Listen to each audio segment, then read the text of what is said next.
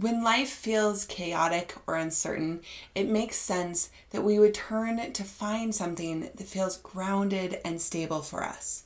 If you're looking to move toward a deeper, more connected sense of spirituality, then you're in the right place.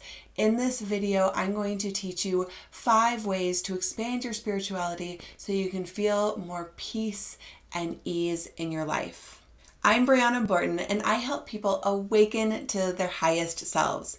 For support in creating your sacred life, reaching your potential, and expanding your consciousness, subscribe to my channel and hit that like button to get alerted when I make a new video every Monday.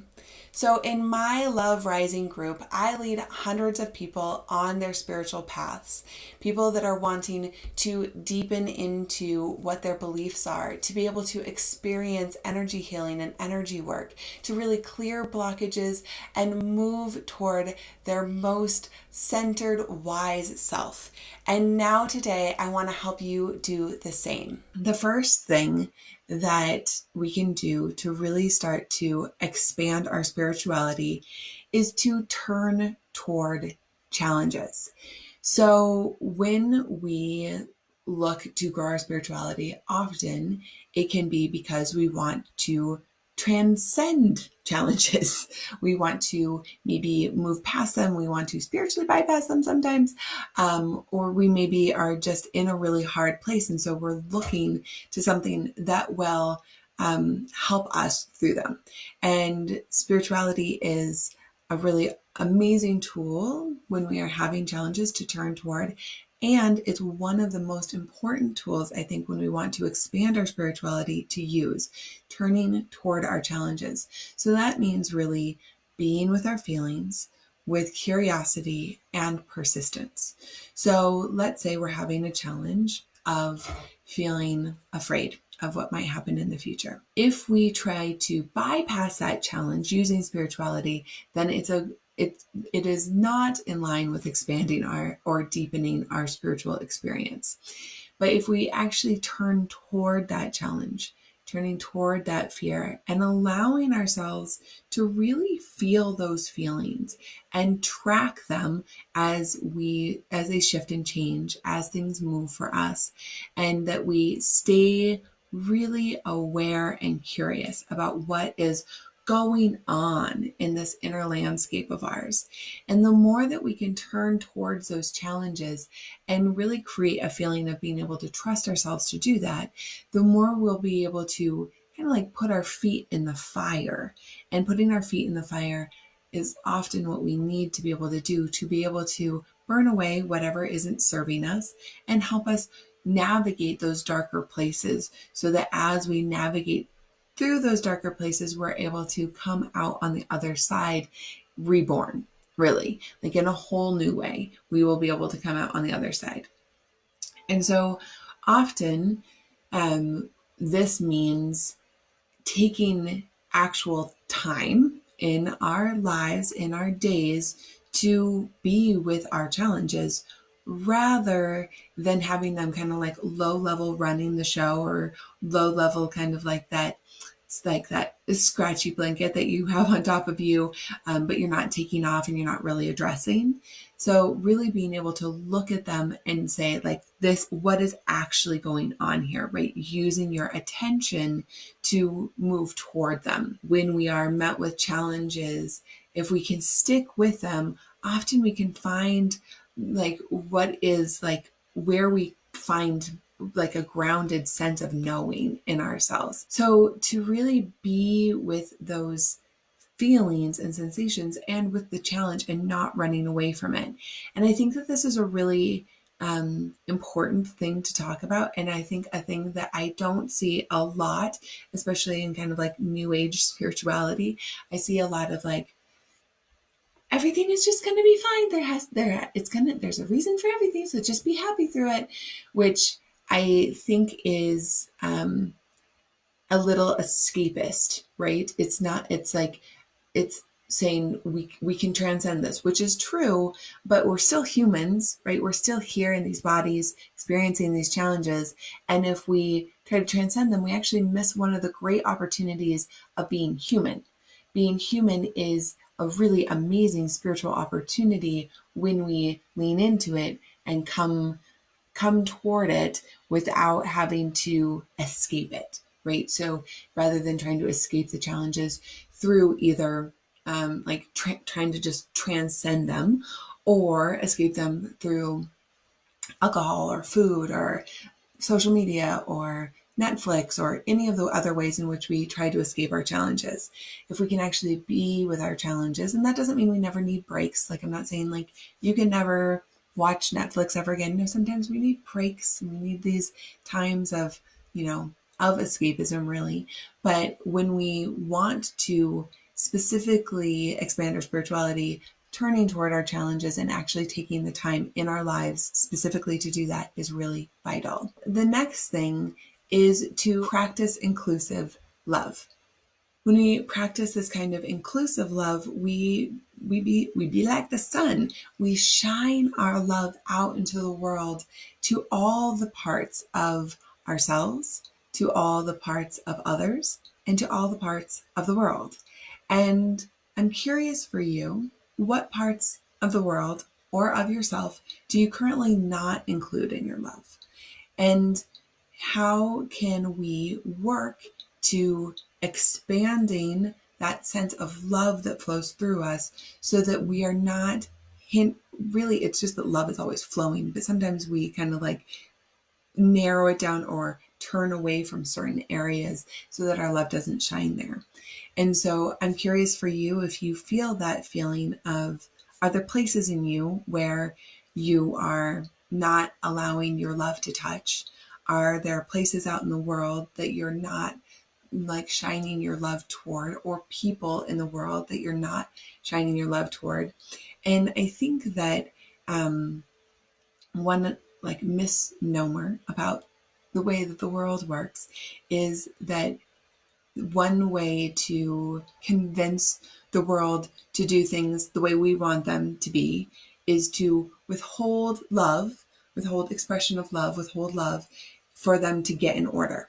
Like, we see this with, I would say, unhealthy parent-child dynamics, right? Where parents want their child to behave a certain way, be a certain way, do things in a certain way.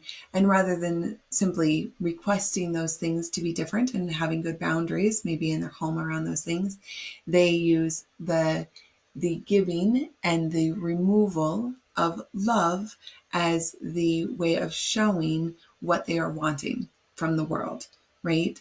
So they will say, "Oh, I love you so much. You're doing such a great job. Thank you so much." And then when their child does something that they disapprove of, there is a like withdrawal of that love. Like, yeah, that doesn't work. And it's not just that this doesn't work. There's actually a feeling of withdrawing that love.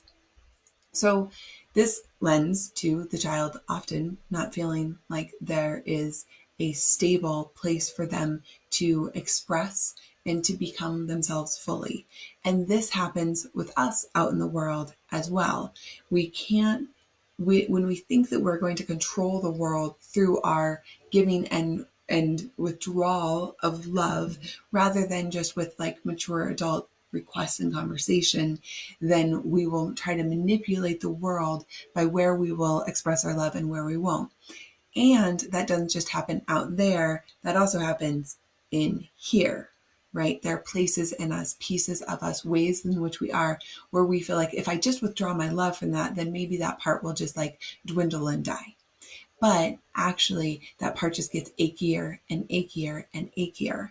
And the only way to resolve that behavior within us is to actually include it in our love. The third thing about how to expand your spirituality is to commit to a daily practice. Committing to a daily practice of coming back home to yourself, to coming into stillness, to tapping into that inclusive love, and to remembering your power and strength, remembering yourself, remember your oneness and connection with the world, and remembering, all of these things that we believe or that we come to that we're like, oh, right, inclusive love. Remembering that on a daily basis is how we bring it out into the world. In fact, I had somebody in my Love Rising asked this question yesterday who I just love her so much. And she said, I'm feeling love in a way that I don't know that I've ever felt it in my life. And I just never want to forget this. What do? I never want to stop this feeling. And how do I make sure that this doesn't end? And we tend to want to figure out how to, in a year, be remembering this, right? How do we sustain this experience for that long?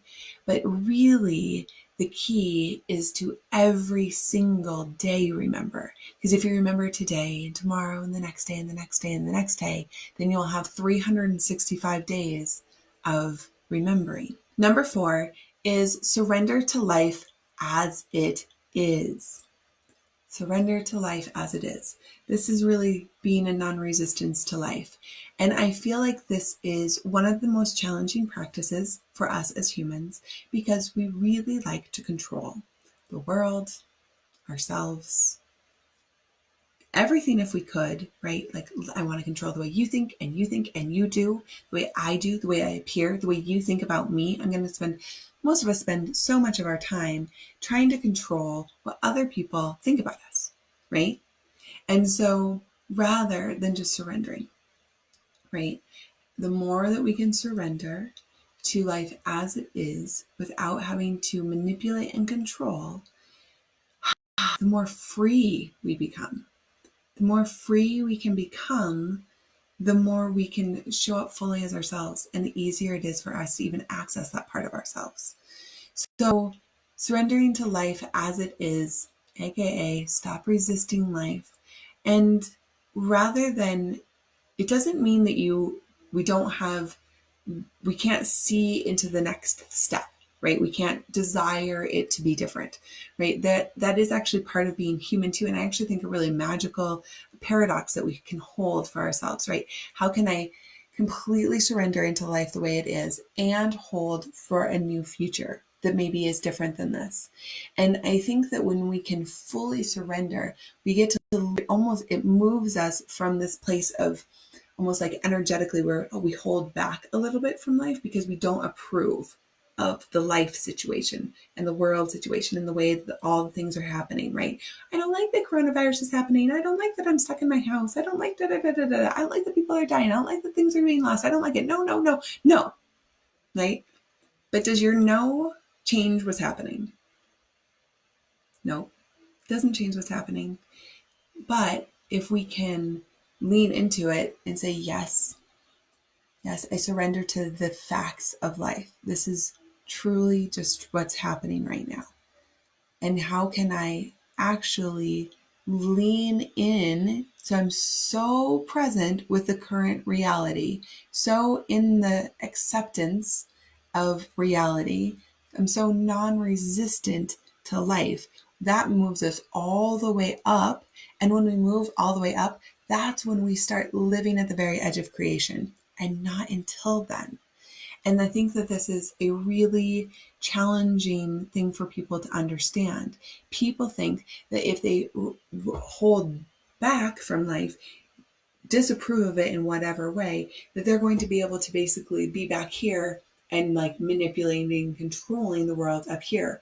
But it's actually just not how it works. First, we have to lean in and say yes, and then we get to lean in further. And that's when we start being like, what is the next aligned action to create something new from here? Because we now know where we are, and we now can be in aligned action that's in reality, that is yes, and yes, this is happening. And the next step I'm going to take is toward this new paradigm, this new way of being. But we can't get there until we surrender into life as it is right now. The 5th thing is to invite ritual into your life. So inviting ritual into your life is a way of creating moments throughout your day or throughout your life as sacred. So we are just basically living a moment. A moment, a moment, a moment. Every moment is your whole life, right? This is it. This is the time. So when we start to create ritual, we start to create more of those moments as sacred for ourselves, for our families, for our communities, if we invite our community into our ritual. And the more that we create moments as sacred, the more we can drop into like the depth that's available to us.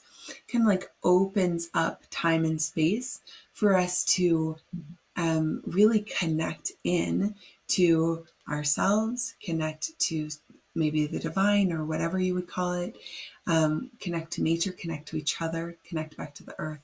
So being able to create moments of sacredness is really such an amazing way to expand your spirituality. So there's big life passages, rites of passage, and then there are seasonal rituals and ceremonies that we can do to mark time. So one of those is equinox and solstice celebrations, or moon ceremonies, new moon, full moon ceremonies, which really marks the time quickly, like in a month, which is amazing. So there's all of these other ways that we can mark time in a bigger way, create ritual in a bigger way over time, and create days of sacredness or even hours of sacredness for ourselves. Those are our 5 steps to expanding your spirituality: turning towards challenges, practice inclusive love, commit to a daily practice, surrender to life as it is, and invite ritual into your life. Even if you just practiced one of these things, if you're like, that's 5 things too many, 4 too many, maybe. If there's even just one of those things that you could really lean into in the next week, say, I'm going to commit for the next week to turn towards my challenges, or I'm going to commit for the next week to practice inclusive love, or I'm going to practice for the next week, I'm going to commit to a daily practice, or I'm going to surrender to life as it is, or I'm going to invite ritual into my life. Just one of those things would make a huge, huge difference. So you can do all of them, or you could even just start with one of them and really just see where it brings you. And I would love to hear from you. If you want to dive further into connecting with your soul and furthering your spiritual growth, I'd love to have you join our Love Rising Collective. I've put a link to that down below. I've also put some links down below for some free meditations that I've created that I know that you're going to love. So if you liked this video, hit that like button and be sure to subscribe and share it with your friends. It would mean so very much to me. And check out my other videos to create more peace and freedom in your life, including this video all about sacred morning routines, and this video all about creating rituals that have a lot of meaning in your life. I know that you're going to love them both. Sending you so much love. Bye.